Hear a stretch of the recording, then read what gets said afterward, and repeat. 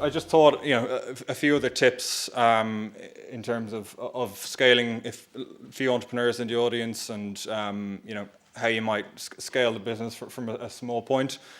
Step one is, think about it really hard. Is your product better than the competition? If it's not, start again, abandon, think of something else. You got to believe it. It's got to be true that what you're selling, what you're producing is much better than the competition. Secondly, price your product as though you're big, not small. So don't let your customers pay for your overheads, your marketing spend, your customer acquisition costs.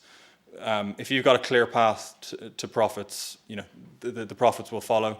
If you look at Ryanair, they started in the 80s, but Michael O'Leary took over in the early 90s, and he was tasked with the job of turning a small, struggling airline, flying half-empty flights from Dublin to London.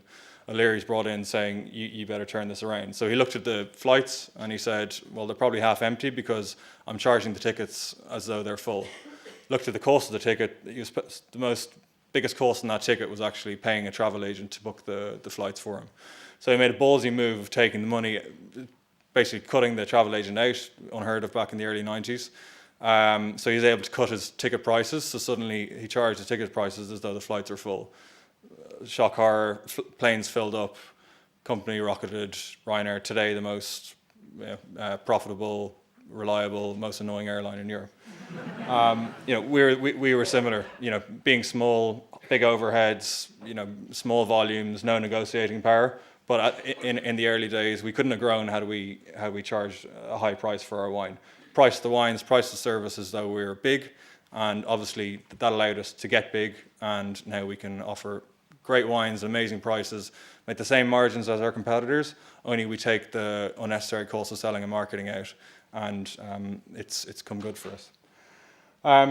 Third piece of advice is treating your best customers well. Again, at Christmas, last year, a few of our angels we had a few complaints that potentially we were growing a bit big and a bit fast, and a lot of our angels' favorite wines were constantly out of stock. And the reason was we were growing pretty fast, and we were letting all the new customers have their pick of all the best wines.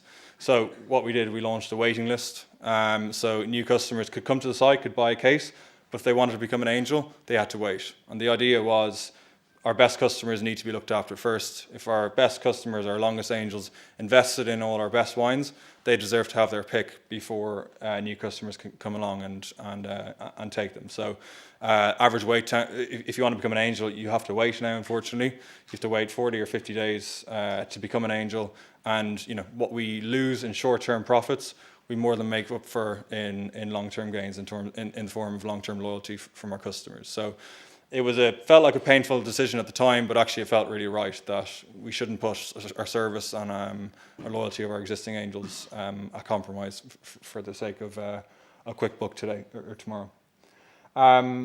Fourth point, establish a cause. There's a great saying, I think a guy called Simon Sinek wrote a book called, I can't remember what it's called, but the whole idea of it is people buy not what you do, but why you do it. And so we stand for small independent winemakers setting up in business and getting great wines for our customers. We're not just a wine merchant. We stand for a cause which is much stronger than that. We've built an army of followers around that. Another tip for starting off in your early days, great idea is appoint some super users. So beta users to get you started in the early days. We have a bunch of premium top tier angels called archangels. We've got about 120 of them. They have a private group on our site. They taste all of our new wines. We run all of our new business ideas by them. And these are actually the customers who started with us 6 years ago, and they're still with us today. And they're a great litmus test of how a new wine or how a new business idea will go down.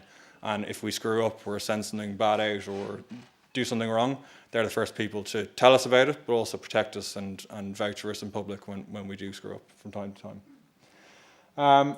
And then the final point, I think it's probably the most important thing, what we've done is invest in talent and not sales.